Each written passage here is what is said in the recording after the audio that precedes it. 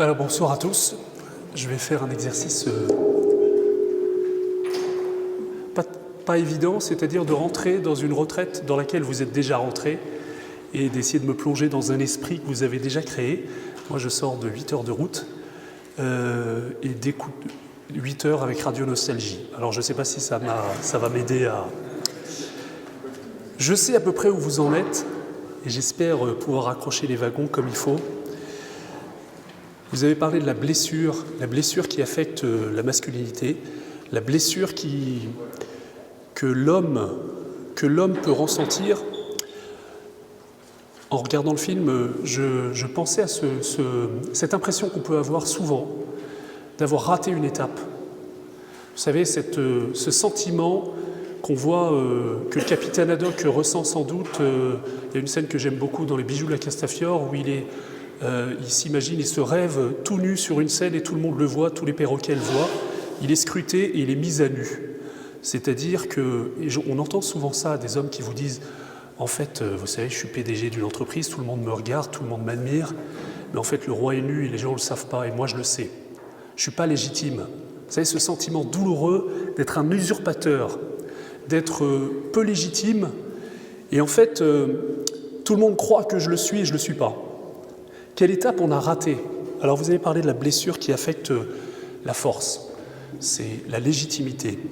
Qu'est-ce qui est le propre de l'âme masculine? C'est le sentiment de sa force. Je pense qu'on peut être aidé à avoir des idées très simples. Moi j'aime bien, puisque je suis éducateur, je suis aumônier en école, je dis il y a un challenge pour les filles, c'est qu'elles soient sûres de leur beauté, parce que la question qui les hante depuis qu'elles sont petites, et cette question qui doit absolument avoir une réponse, sinon elles ne seront jamais équilibrées dans leur vie, elles oscilleront entre l'espèce de compulsion de séduction ou l'espèce de refermement sur elles-mêmes et de complexe. C'est les deux extrêmes d'une même réalité. Est-ce qu'elles sont belles? Est-ce qu'ils ont une beauté unique à dévoiler au monde?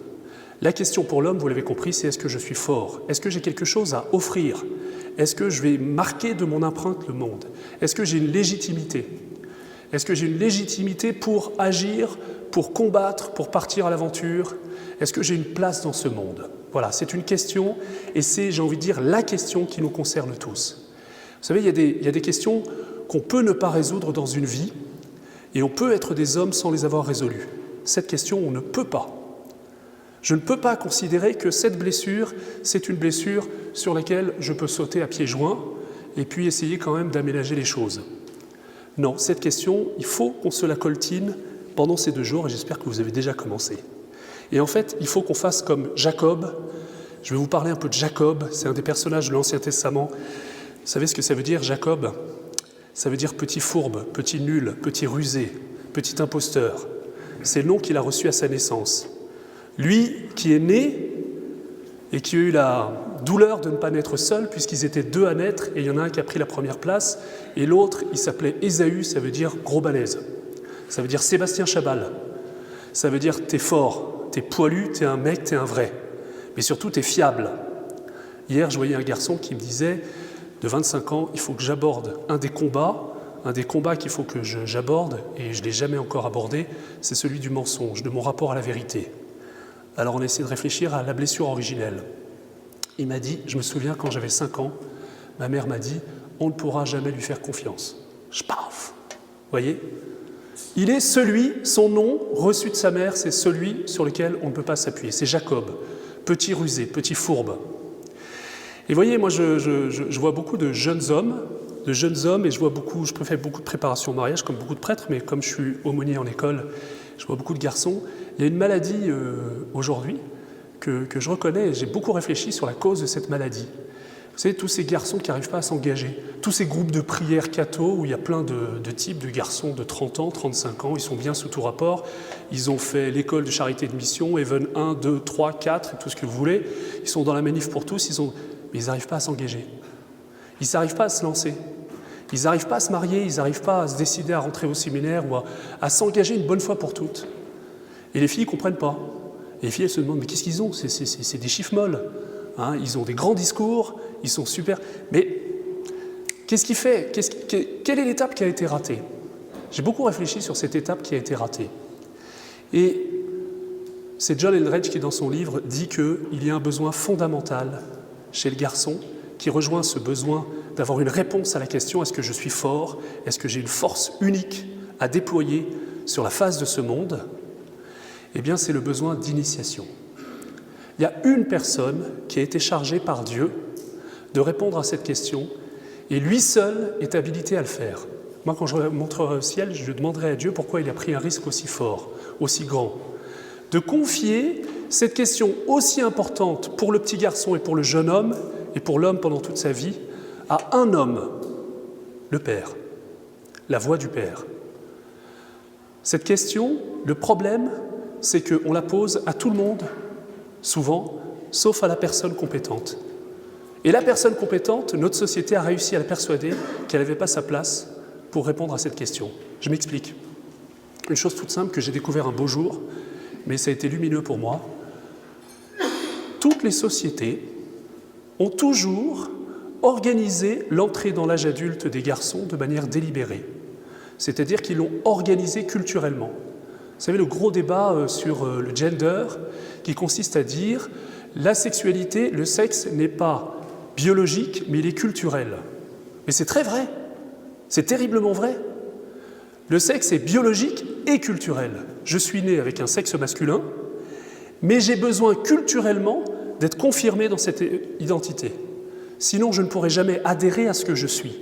Je dois devenir ce que je suis. Vous savez que Simone de Beauvoir a dit « on ne naît pas femme, on le devient ». Elle a volé ça, parce qu'à l'origine, la citation, c'est une citation d'Erasme, qui dit « on ne naît pas homme, on le devient ». C'est vrai pour les garçons beaucoup plus que pour les filles. C'est-à-dire que j'ai besoin d'être initié à ma masculinité. J'ai besoin de rites qui me font m'approprier cette identité masculine. J'ai besoin d'étapes fondatrices, de seuils, qui me font dire, qui me permettent de recevoir une réponse à cette question. Est-ce que je suis un homme? Est-ce que j'ai ce qu'il faut? Est-ce que je suis légitime? Est-ce que je suis habilité à me lancer dans la vie? Et regardez, faites une étude de toutes les sociétés qui tiennent un peu debout, eh bien, il y a ce qu'on appelle le rite d'initiation. Vous savez, le plus emblématique, celui dont dont on parle beaucoup dans les milieux évangéliques aux États-Unis, parce qu'eux, ils n'ont plus les sacrements, voyez, et ils n'ont pas aussi développé cette question de l'initiation. Donc ils sont fascinés quand ils la voient dans des civilisations qui l'ont gardée dans toute leur force. En Afrique de l'Ouest, dans les tribus Maasai de l'Ouest, c'est des tribus guerrières, la vie est difficile dans la forêt. Un homme, c'est quoi? C'est un guerrier. C'est un guerrier qui a ce qu'il faut pour protéger sa femme, sa famille, etc. Et donc, il doit recevoir le diplôme de l'homme. Donc les garçons, à l'âge de la puberté, à 13-14 ans, 12-13 ans, eh bien, quittent le monde féminin. C'est vrai, vous savez que Louis XV a été traumatisé parce qu'il a quitté le monde féminin de Versailles et qu'il est parti pour cette initiation masculine. Pourquoi est-ce que je quitte le monde féminin? Parce que je quitte maman. Je quitte le cercle maternel englobant le sein maternel prolongé pendant quelques années, même s'il y a eu des étapes de coupure. Freud parlera d'Œdipe, la crise de l'Œdipe, où j'accepte de me laisser séparer de ma mère. Tiens, par qui? Par le père, en principe. Vous savez qu'il y a beaucoup de cas d'homosexualité, on dit que c'est un cliché, mais souvent les clichés sont en dessous de la réalité, qui sont dus à une mauvaise résolution de cette étape-là. Comment est-ce que je peux reporter mon désir sur des femmes? Comment est-ce que je peux m'assimiler, m'accueillir comme homme dans cette identité si je suis resté lié fusionnellement à ma mère? S'il n'y a pas eu la coupure qui s'est faite dans cette première alliance dont je ne peux pas me dépêtrer. Donc je ne peux pas reporter le désir, l'éros, que je ressens pour ma mère sur d'autres femmes. Et je ne peux pas m'identifier à celui qui a été choisi par ma mère bien avant moi, mon père. Eh bien, cette question, elle se repose à l'adolescence.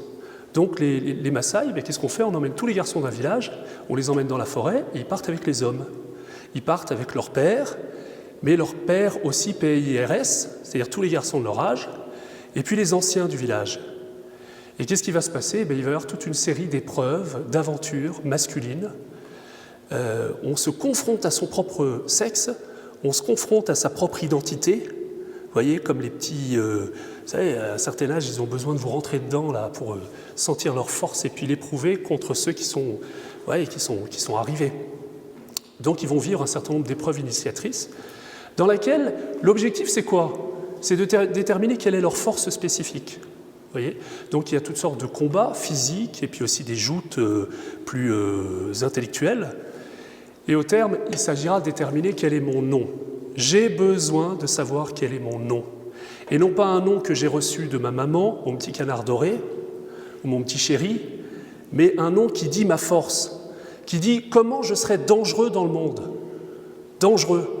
Comment je serai capable de transformer la face du monde. Vous savez, le pape Jean-Paul II disait que chacun d'entre nous, il le disait aux jeunes, est appelé à prendre sa place pour la construction de la civilisation de l'amour. Et donc mettre ses talents, c'est-à-dire sa force pour un homme, c'est son talent, sa force, au service.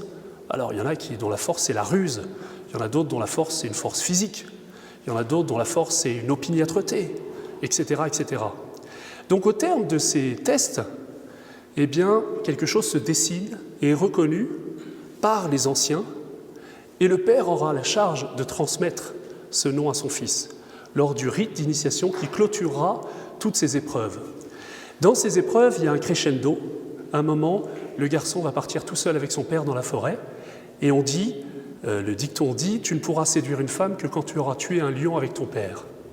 Et rituellement, il faut une balafre sur le visage, montrant que tu as réussi, tu as risqué ta vie, mais ton père t'a donné les clés, t'as appris à le faire, vous avez été partenaire dans ce combat initiateur, vous avez risqué votre vie, donc vous avez vraiment, tous les deux, vous êtes compromis, et le père t'a aidé à apprivoiser ta force. Tu n'étais pas tout seul pour la découvrir. Et au terme de ces épreuves, eh bien, il y a une troisième étape, c'est qu'on va lâcher le petit garçon tout seul dans la forêt. Et là, le père doit se retirer, parce qu'il y a un autre père à rencontrer, c'est le grand esprit de la forêt. Je dois vivre la solitude, je dois avoir peur, je dois dormir quelque part. Vous savez, vous avez peut-être des fils ou vous-même, vous avez vécu ça, le grand raid, ou dans le clan routier. Ils vous racontent ça avec des étoiles dans les yeux, parce qu'ils sont paumés quelque part dans la nature, et ils ont vécu, ils ont eu la trouille, ils ont dépassé ça. Il va découvrir qui il est, et personne ne peut lui dire. Sa maman ne peut pas lui dire qui il est. Son père peut l'aider à cheminer vers la révélation de sa force spécifique, mais il y a un moment où il va devoir affronter ça seul.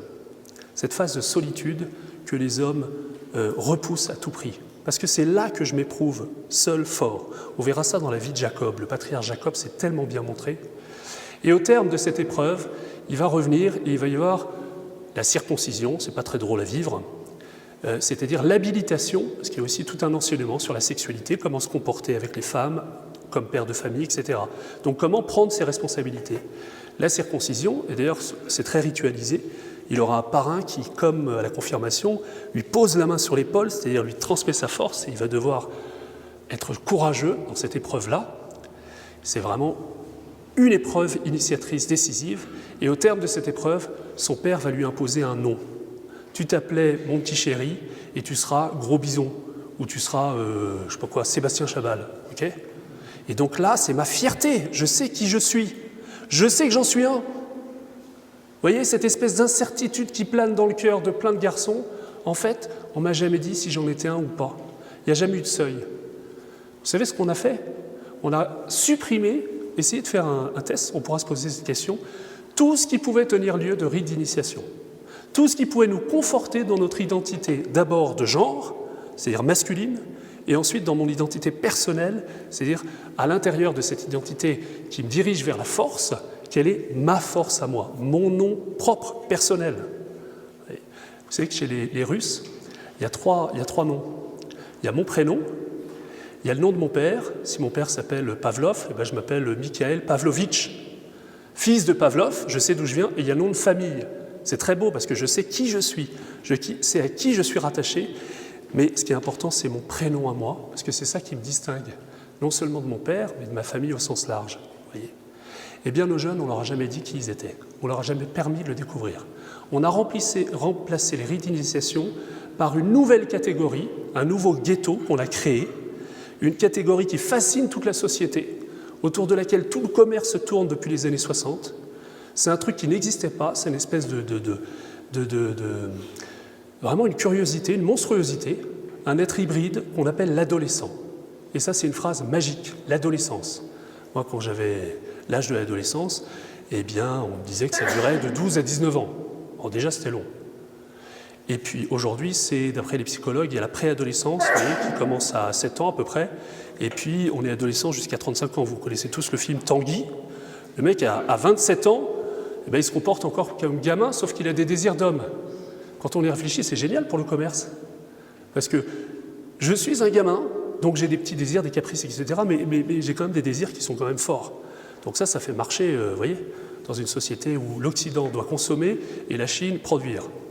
Donc on est réduit, une catégorie qui est réduite à ne servir à rien et à se débrouiller pour trouver son chemin.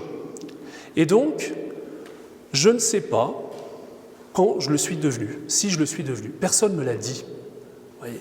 Et mon père n'est pas là. Et toutes les occasions, figurez-vous, où ça pourrait se faire, notre société s'est préoccupée. Vous savez, les maoïstes, vous savez ce qu'ils faisaient, les maoïstes? Eh bien, ils disaient, ta famille, c'est l'État. Donc tes parents ne sont pas compétents. Donc on coupait la transmission. Mais on a tué le père. Vous savez, symboliquement, on a tué le père. Bon, mai 68 a supprimé le père, De Gaulle, mais avant on avait coupé la tête du roi, etc. Bon, tout ce qu'on veut.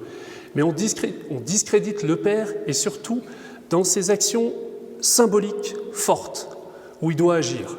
On pourrait réfléchir après, hein, même dans l'Église, la figure paternelle par excellence, qui est le prêtre et l'évêque. Qu'en est-il de sa mission d'initier? Pourquoi est-ce que c'est lui qui intervient pour le sacrement de la confirmation? Et est-ce qu'on vit la confirmation puisque l'Église latine romaine a décidé de faire coïncider les sacrements, contrairement à l'Église d'Orient, de faire suivre les sacrements, enfin les faire coïncider avec le développement psycho-affectif? Eh bien, est-ce que la confirmation des garçons, c'est un truc de mec? Est-ce que l'évêque, il intervient vraiment, vous voyez, au moment où il fait l'onction, il lui donne une bonne baffe, vous voyez, en lui disant « Maintenant, je compte sur toi, tu fais partie de l'armée du Christ. Et puis, j'ai lu ta lettre, et je peux te dire, j'y ai répondu, et je sais que ta force, c'est ça, et je compte sur toi maintenant. » Est-ce qu'il est investi d'une mission? Est-ce qu'il est un homme? Est-ce que cette dimension nécessaire, tu disais psychologiquement, mais je disais spirituellement, elle est assumée dans notre pastoral aussi? Ça, c'est une question, je ferme la parenthèse. Oui, c'est important. Moi, je demande aux parents d'écrire une lettre à leur fils, au père d'écrire une lettre à son fils à l'occasion de la confirmation de l'enfant. De lui dire, je vais te transmettre un truc. Je ne veux pas mourir sans te l'avoir transmis. C'est peut-être un truc pendant la guerre d'Algérie, j'ai recueilli, etc., je ne sais pas quoi, ou c'est l'aventure à laquelle je pense, à laquelle je penserai avant de mourir, qui a fait de moi un homme. Et bien, je te le transmets. Vous savez, ce rite d'initiation, Picasso, ce n'était pas le meilleur peintre de sa génération. Mais il était sûr de l'être. Vous savez pourquoi? Parce qu'à 12 ans, son père, qui travaillait avec lui depuis plusieurs années, a pris son pinceau et lui a donné, il a dit, maintenant, je te transmets. Je te transmets. J'accepte de mourir et de te laisser la place. Je te bénis. Tu seras le plus grand peintre de ta génération. Il était sûr de l'être. Et il a donné, il a rendu le monde plus beau à sa mesure. Voyez, il a été investi, il a été initié, il a été confirmé dans son identité. Vous voyez, il y a deux armes que nous, les hommes, on a, parce qu'on est tous appelés à être pères. Moi, ça me parle beaucoup comme prêtre, parce que je ne suis pas dupe. Qu'est-ce que les garçons viennent chercher auprès de moi? À 95%, c'est ça. Ils viennent flairer le père, ils viennent recevoir deux choses, le regard et la parole. Le regard qui dit « tu existes, je t'identifie », et la parole qui tranche et qui te nomme. Vous voyez, d'un côté, la mère, elle donne l'amour, mais elle ne peut pas donner mon identité. Elle ne peut pas me dire qui je suis. Elle me donne l'amour indistinctement. Que je sois un garçon, une fille, petit, grand, gros, tout ce que vous voulez, elle m'aime, point barre. Donc elle me donne le sentiment d'existence. Quand j'ai été blessé par une séparation avec la mère, c'est souvent des pulsions de mort parce que c'est mon sentiment d'être qui est atteint. Mais je n'ai pas seulement besoin de savoir qu'il est bon que je sois, j'ai besoin de savoir qui je suis. Et ça, ce n'est pas la mère, c'est le père. Parce que le père, il tranche. Tu n'es pas ton frère, ta sœur, tu n'es pas une fille, tu es un garçon. Et tu es tel garçon. Parce que tu as telle force, telle identité. Donc, tu sauras où aller. Je ne peux pas tout te dire, mais je peux déjà te mettre sur les rails. Et vous voyez comment ça C'est pas très présent. Hein. Donc on n'a pas de rite d'initiation. Donc qu'est-ce qu'on fait quand on n'a pas de rite d'initiation? On veut quand même avoir la réponse. Alors on va la chercher dans deux directions, qui sont les deux fausses pistes, et qui sont quelque chose qui blesse profondément les garçons dans leur développement. Ce que va faire le garçon, c'est qu'au lieu de recevoir de manière verticale, par cette transmission, en fait c'est une onction royale. Le roi est mort, vive le roi. C'est que chez le génie des Carolingiens, c'est d'avoir décidé que le roi procédait au sacre du dauphin avant la mort du père. Ça veut dire qu'il y avait une transmission qui se faisait active du vivant. Vous voyez, la bénédiction de Dieu qui passe par le Père au Fils. On voit ça dans la Bible chez les patriarches. Eh bien, il le faisait. Eh bien, c'est une onction. Vous savez, d'ailleurs, il y avait l'huile sainte, c'est l'huile de force. Hein. David, c'est une huile dans la corne d'abondance qui lui est donnée pour être habilité au combat, pour être rempli de cette force. Et c'est le Père qui lui transmet cette force. C'est le Père qui le bénit. Alors, c'est une transmission verticale. C'est une onction royale qui nous habilite à régner, à faire ce que Adam n'a pas fait, c'est-à-dire à barrer le chemin du paradis et à exercer sa force pour nommer les animaux, pour régner dessus et régner sur le serpent, exercer sa force contre le serpent. Si je n'exerce pas contre le serpent, j'exercerai contre la femme. Et donc je ne sais pas quoi faire de ma force. Je dois être fort contre le serpent pour être doux avec ma femme. Si je ne suis pas fort et impitoyable avec les ennemis que Dieu me demande d'affronter, eh bien je serai dur avec celles et ceux que j'ai à protéger. C'est simple, hein ? Regardez, je vous mets au défi de voir tous les lieux où vous culpabilisez, descendez dans votre conscience, ça a toujours rapport avec l'usage de votre force. J'ai fait un mauvais usage de ma force. J'ai été violent ou j'ai été passif. J'ai été mou ou j'étais à côté de la plaque. Je n'ai pas été ajusté. Je n'étais pas à la juste place. Vous savez, on dit que Joseph, il est l'homme juste, il est ajusté. À la place de Joseph, on ne savait pas où se foutre, hein, parce qu'elle a un enfant qui ne vient pas de lui, ça vient de l'Esprit Saint, enfin, où est-ce que je me mets? Et là, il accepte d'être mis quand même là, et il ne se débine pas, il ne se défausse pas comme Adam s'est défaussé pour aller se cacher et accuser sa femme après, parce qu'il n'a pas mené le combat, vous voyez? Eh bien, vous voyez, notre culpabilité, elle a toujours quelque chose à voir où, en fait, j'ai bugué, j'étais pas là, je suis comme la cavalerie, je suis arrivé trop tard, enfin, vous voyez, puis où j'ai été trop violent, j'ai été à côté de la plaque, quoi. Mais j'ai besoin d'y être initié à ça, de trouver ma place juste, le lieu du déploiement de ma force. Donc ça, c'est une transmission verticale. Eh bien, qu'est-ce que je vais faire? Si on ne me le donne pas verticalement, je vais le chercher horizontalement. Vous voyez, en banlieue, c'est la bande, c'est la première expérience sexuelle, c'est le premier pétard, c'est partout. Hein. C'est le premier truc qui m'agrège au groupe. Et quand on y réfléchit, le groupe ne peut pas répondre à ma question, parce que mes pères, ils sont dans la même incertitude que moi. Et c'est ce que notre société a fait, c'est qu'elle a enfermé les adolescents entre eux. Vous êtes des adolescents. On ne sait pas quand vous en sortez, quand vous en rentrez. Bon, mais vous débrouillez entre vous. Et c'est très fort aujourd'hui, par exemple, pour l'éducation affective. Moi, je dis à tous les pères de famille, quand leur fils est en 5e, 4e, je leur dis, vous savez, il y a une grande chance à notre époque. C'est une chance géniale, une grâce. Ça s'appelle la libéralisation de la pornographie. Parce que tous vos garçons sont concernés. Alors, une grâce? Ben oui, parce que ça vous provoque à reprendre la main. Parce qu'un jour, vous allez voir sur l'historique de l'ordinateur de votre fils que lui, comme vous n'avez pas eu de lui parler, eh ben, il a été chercher les infos où il pouvait. Parce qu'il avait besoin d'entendre une parole de son père. Tu vois, ça change. Tu deviens un homme, je t'apprends à t'en servir. Voilà. Voilà ce qu'il faut. Et voilà comment tu seras un homme doux et fort à la fois pour ton épouse. Voilà ce que c'est que le chemin, le combat de la chasteté. C'est merveilleux. Quand je vais parler aux garçons en 3e ou en 4e de ça, première question que je leur pose, c'est qui a déjà parlé avec son père? C'est la rencontre où il est venu vous voir et puis vous étiez trop gêné, puis lui encore plus. Parce que vous ne saviez pas de quoi il vous parlait, puis il faisait des phrases compliquées, et puis il suait à grosses gouttes, vous voyez. Et puis à la fin, vous n'avez rien compris à ce qu'il a dit. Puis 6 mois après, vous avez dit « Ah la vache, c'était ça! Oh le pauvre !» Mais n'empêche que ceux qui ont eu ça, ce n'est pas les mêmes. Eux, ils sont fiers, ils ont reçu quelque chose d'essentiel. Voyez. Les autres, ils doivent se débrouiller tout seuls. Donc je me dépatouille avec un corps où je ne comprends rien, des pulsions que je ne comprends pas, des trucs. Personne ne me donne me donne d'apprivoiser ma force. Personne ne m'a dit que c'était bien d'avoir une sexualité. Personne ne m'a dit que ça avait une finalité. Donc je navigue à vue, vous voyez. Je fais ce que je peux, moi. Voilà. Puis alors, je demande horizontalement, c'est avec les copains, c'est tout ça. Donc, et j'organise des petits rites horizontaux, des bisoutages, des trucs comme ça, des totémisations, des choses, mais qui, alors là, on pourrait réfléchir, hein. Mais pourquoi notre société, pourquoi est-ce qu'on a peur de ça? Pourquoi c'est une totémisation? Ah, mon père, parce qu'il y a des débordements. Je croyais que l'homme était dangereux, je croyais que l'homme était fait pour être dangereux. Bon, alors si vous voulez une société complètement aseptisée et complètement castrée, oui, on fait ça, oui. On interdit ces choses-là. Ou alors on peut les évangéliser, ou alors on peut les investir, ou alors on peut comprendre qu'il y a quelque chose qui, effectivement, si ce n'est pas investi, vous voyez, s'il n'y a pas un padré qui arrive en soutane avec son truc, et puis son épée et compagnie, et qui va leur faire vous voyez, un bon truc bien mytho, comme ils disent, ils vont se faire un truc bien païen entre eux, et puis bien aplatissant, bien horizontal. Ouais. Donc ça, c'est la première, vous voyez, on les enferme en eux-mêmes, et puis ça dure très longtemps.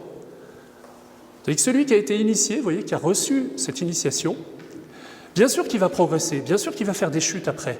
Mais vous voyez, ce sera un progrès, ce sera des chutes, mais ça ne remettra pas en cause son identité. Il sait qu'il est un homme, et il sait à peu près quel homme il est. Simplement, il doit progresser sur ce chemin.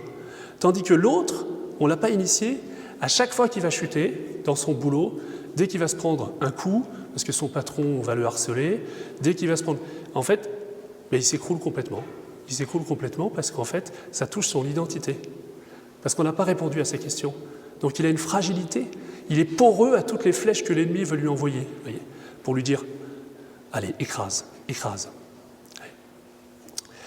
Saint Paul aux Romains, l'esprit qui nous a été donné n'est pas un esprit de peur, de soumission, mais un esprit qui nous fait crier « Abba, Père ». Crier. On va voir ça avec Jacob, et qui nous fait mettre debout. Vous voyez, c'est pas simplement « Abba, papa, mon chéri », mais c'est je sais qui je suis et je m'avance, et merci papa de m'avoir dit qui j'étais. Voilà. La deuxième erreur, c'est que je vais chercher l'initiation chez la femme. Je livre ce secret à la seule personne qui ne peut pas y répondre. C'est-à-dire, j'ai besoin de savoir si je suis un homme. J'ai 15 ans, il y a une minette qui me regarde comme le plus beau, le plus grand, le plus fort, et je crois que c'est arrivé. Et donc, je livre toutes mes armes, comme Samson qui pendant la nuit, s'est fait couper sa virilité, ses cheveux, et donc il perd ses forces. Vous savez, normalement, je dois être coupé de maman. Quand les garçons me demandent « Mon père, pourquoi pas les relations sexuelles avant le mariage ?» Je dis « On arrête les trucs moralisateurs et tout ça, j'en ai ras-le-bol de ça.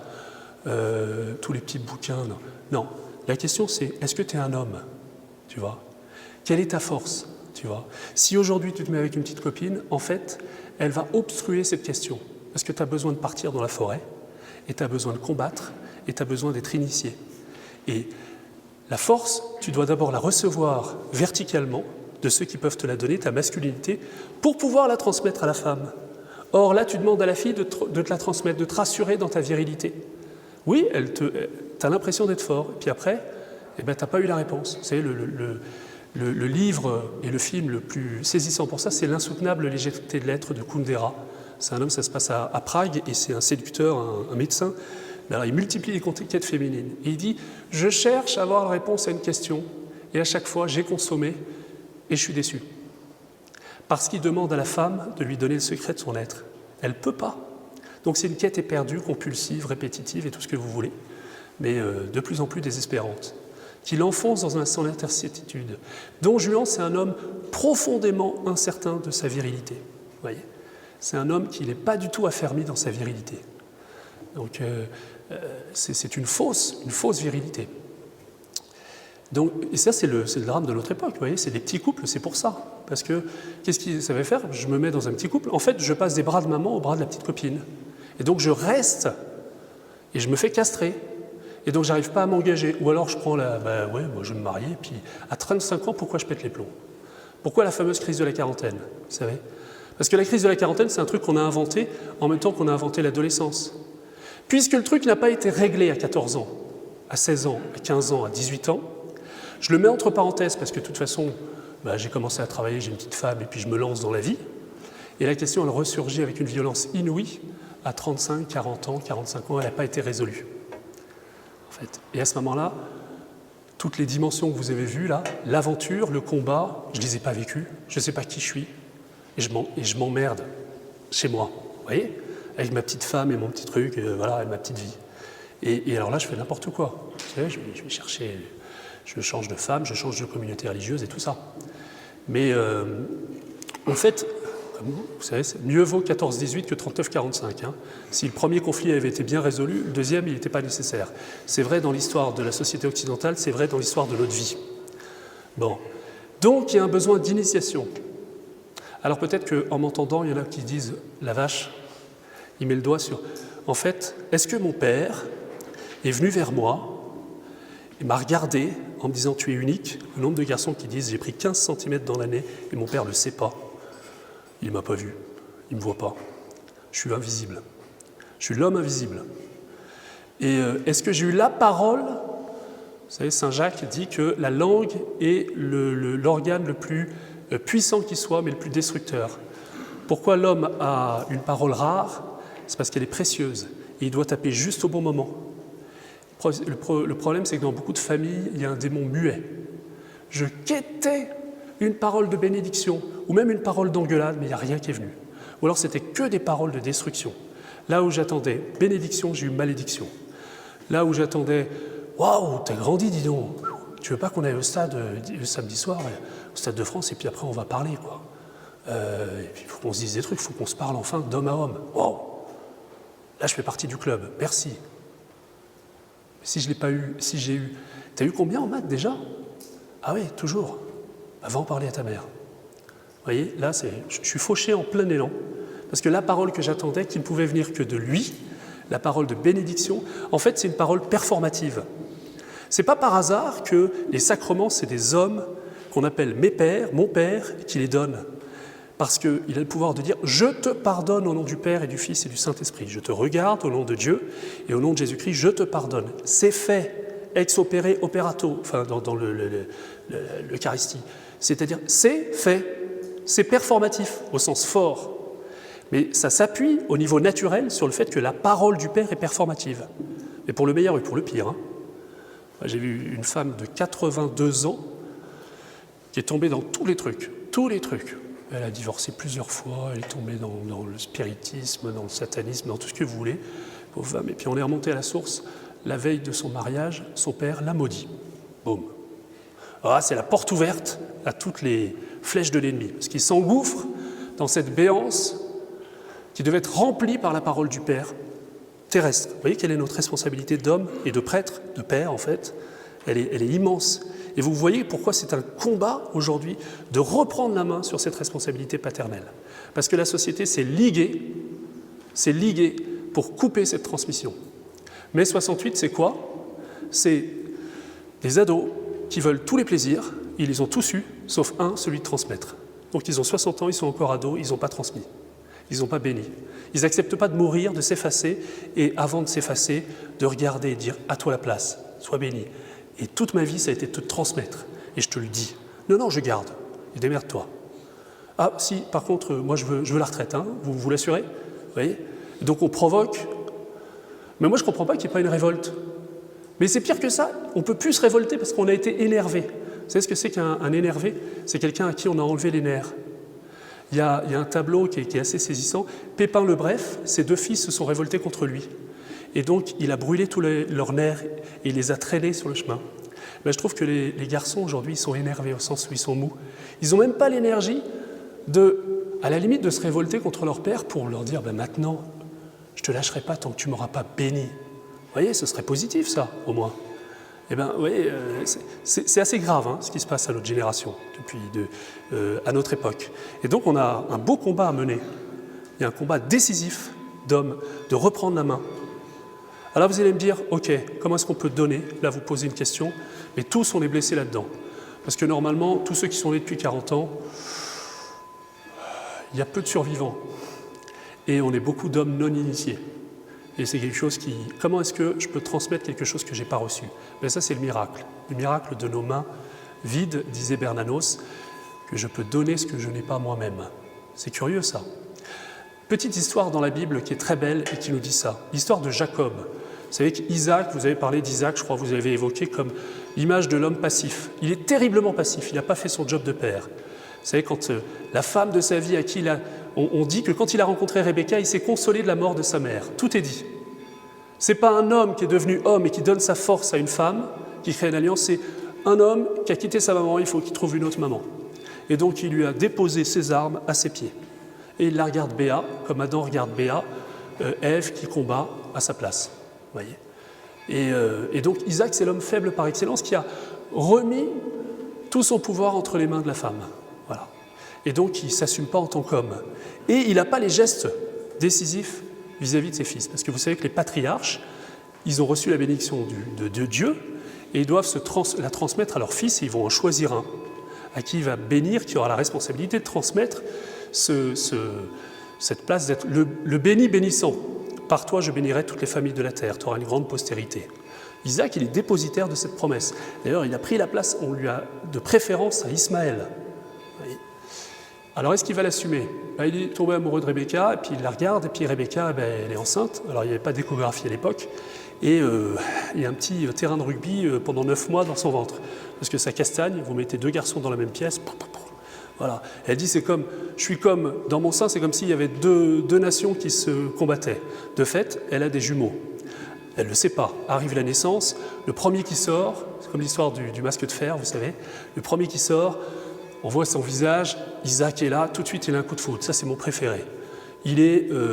C'est Chabal. Il est poilu, roux, hyper costaud. Et il sort dans un élan de victorieux. Il sort la tête, alléluia, oh. Il fait le haka en sortant. Et il sort un bras, l'autre bras, les épaules, le buste, une jambe, et puis il s'élance dans la vie. Sauf qu'il est retenu. Il y a une jambe qui reste. Alors on tire. Puis quand on la sort, il y a une petite main noiraude qui est accrochée au talon. Genre, rentre là-dedans que je passe devant. C'est Is no good, celui qui veut qui veut être calife à la place du calife.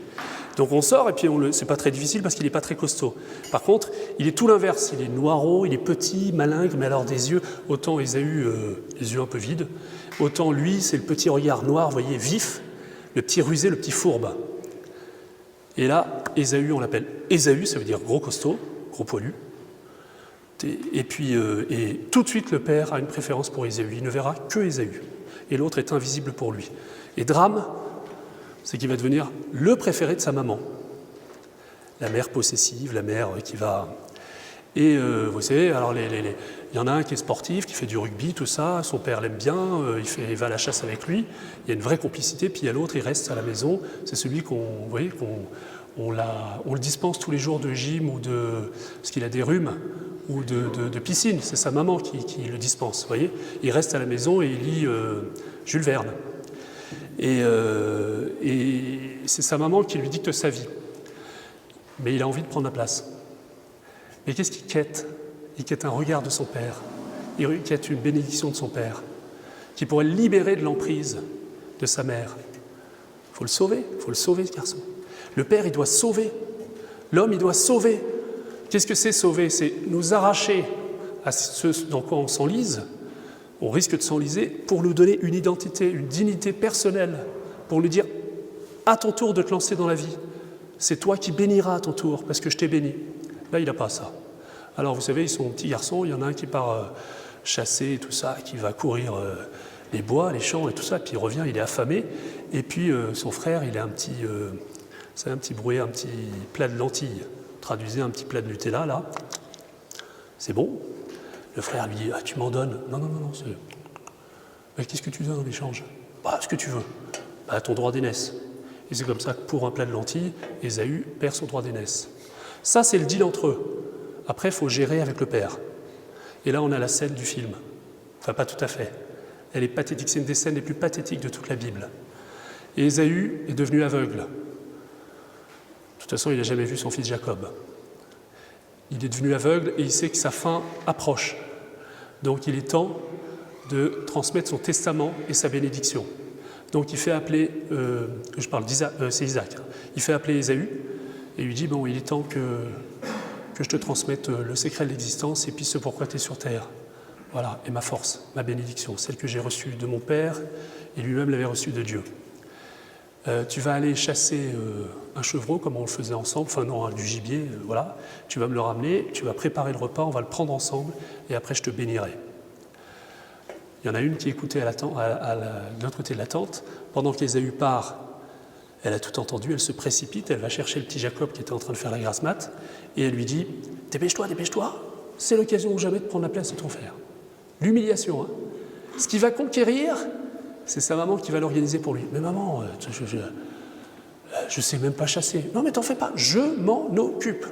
Je vais prendre un petit agneau du truc, je le prépare, tu diras que c'est toi. »« Ouais mais maman, il va reconnaître ma voix, j'ai pas une petite voix de fausset. »« Tant pis, alors là tu vas y aller, hein. Puis tu diras que t'es enroué. Et puis, ouais mais je suis poilu, il va le sentir. Eh ben on va te mettre une peau de bête. » Vous savez, le film Rabbi Jacob, c'est celui qui usurpe l'identité de l'autre. C'est le fourbe, c'est celui qui aura toujours le sentiment qu'il a volé ce qu'il a eu. Vous voyez, c'est terrible hein, dans une vie. Est-ce que je suis légitime? On est tous un peu Jacob. Il faut se demander, c'est une question qu'on peut se demander, où est-ce que je suis Jacob? Et où est-ce que j'ai à devenir ce qui deviendra, ça c'est la plus beau, Israël. Changement de nom qui lui sera donné à la fin, parce que Dieu va intervenir. Mais je m'appesantis un peu sur ça. Donc Jacob entre, c'est toi mon fils? Oui, c'est moi. Je ne te reconnais pas, approche-toi, que je touche. Ah oui, c'est bien toi. Partage le repas. Jacob entend les paroles qu'il aurait toujours voulu entendre, avec sans doute une douleur épouvantable, qui lui déchire tout le cœur. Vous savez, il va être double à partir de là, encore plus double qu'il l'était. Parce que tout ça, ben, c'est ce que j'aurais voulu entendre, mais qui n'était pas pour moi. Mais je vais le prendre quand même. Vous voyez, terrible hein, ça. Double, c'est diabolos, hein, celui qui nous divise. Celui qui fait qu'on n'est pas nous-mêmes, mais qu'on est autre chose. Parce qu'il faut le saisir. Eh bien, le terme est « Papa, bénis-moi ». Le Père va le bénir, voilà. Je te confie ton frère, je te confie toute la famille, je te confie tout l'avenir de la promesse qui nous a été faite. Tu seras fort, je te transmets ma force, etc., etc. Et il sort, tout honteux, il croise Ésaü qui revient. Qu'est-ce que c'est quoi l'embrouille encore? Ésaü arrive, « Papa !» Quoi encore? « Ben quoi, j'arrive. Attends, tu viens de sortir. » Et là, le père et le fils découvrent qu'ils ont été floués. Isaac va mourir. Lui, son nom voulait dire écladrire, parce qu'il était né dans un écladrire, conçu dans un écladrire de sa mère qui ne croyait plus en sa naissance. À sa naissance, son père était tellement fier qu'il a éclaté de rire aussi. C'est sympa de s'appeler écladrire. Et là, il va mourir en pleurant. Et la colère d'Ésaü, Madame Rebecca dit à son petit-fils chéri, là, va-t'en, fuis. Et Jacob se retrouve loin de sa patrie, en exil. Il a eu la bénédiction, il a tout perdu. L'estime de son père, l'estime de Dieu sans doute. Il a perdu la présence de sa mère, il a perdu son frère, et il a perdu l'exercice concret de sa responsabilité, ce que signifiait sa bénédiction. Et donc il est paumé. Et alors là, on entre dans un deuxième domaine. Il n'a pas reçu la bénédiction du Père. Mais il y en a un autre. Il y en a un autre qui va se charger de l'initier. Il y en a un autre qui a pris un risque fou, c'est de transmettre son pouvoir de bénir à un homme qui s'appelle Isaac. Et qui ne va pas laisser le petit bonhomme tout seul. Ok, le fait est qu'il a la bénédiction. Et bien maintenant, il s'agit de le mettre au niveau de ce qu'il a pris. Et ça, c'est magnifique, c'est un des plus beaux passages de la Bible. C'est comment Dieu va l'initier, comment Dieu va faire le travail. Alors, il faudrait s'y étendre très très longtemps. Mais il quitte son pays et puis il va se retrouver au bord d'un puits. Vous savez que quand on est au bord d'un puits et qu'on parle à une femme dans la Bible, c'est qu'on a des intentions très précises. On lui fait un numéro de claquette, vous habitez chez votre mère. D'ailleurs, ça ouvre des perspectives sur le fait qu'au bord du puits de Jacob, Jésus parle à la Samaritaine. Elle voit bien elle pense tout de suite qu'il est en train de la draguer. Et elle est pas mal blessée dans ce domaine-là. Vous voyez, parenthèse fermée. Mais là, au bord d'un puits, il voit deux jeunes filles, une très belle et une très moche. Toujours le problème du double. Hein. Et donc les deux filles, il commence à leur faire un petit numéro. Et donc elles partent tout effarouchées voir leur papa. Papa, c'est Laban, il y a un monsieur qui nous parle, faites-le venir. Donc il comparaît devant son futur beau-père, qui engage les négociations. Elle te plaît, ma fille? Oui, plus une que l'autre. D'accord. Tu veux ma fille? Qu'est-ce que tu me donnes? Bah, j'ai pas grand-chose à te donner. Je pourrais te promettre pas mal de choses, mais j'en ai pas la jouissance ni là aujourd'hui. Ok, bon, bah, on peut s'arranger. Tu travailles 7 ans pour moi, puis je te donne ma fille. Il travaille 7 ans pour cette espèce de crapule qu'il exploite. Ce qui lui donne du cœur à l'ouvrage chaque matin, c'est de croiser le visage de Rachel, la plus jolie. Léa, c'est celle qui est moche. Et ça lui donne du courage. Et là, il commence à bosser. Il commence à se prendre en main, quand même. Il n'a pas eu tout de suite, hein, entre parenthèses, vous voyez. La femme, elle peut déclencher en nous le désir d'être fort, mais elle ne peut pas nous donner la force. C'est ça le miracle de la femme. Mais le problème, c'est que quand on voit la femme, au lieu de s'arrêter, de penser « Ok, j'ai le désir d'être fort pour elle, je crois que c'est arrivé. Je tombe dans ses bras et je pense que c'est arrivé. » Au lieu de me retirer et de me dire « Allez, la feuille de route. Je dois devenir fort. Qu'est-ce que je voudrais lui donner vraiment comme force? Et à qui je dois le demander? Il faut que je me prenne un coach, un père spirituel, il faut que j'aille voir mon père, il faut que je règle mes comptes avec mon père. Il faut que enfin je me confronte à Dieu, au Père. Il faut que je sois initié, quoi. Il faut que je connaisse ma force.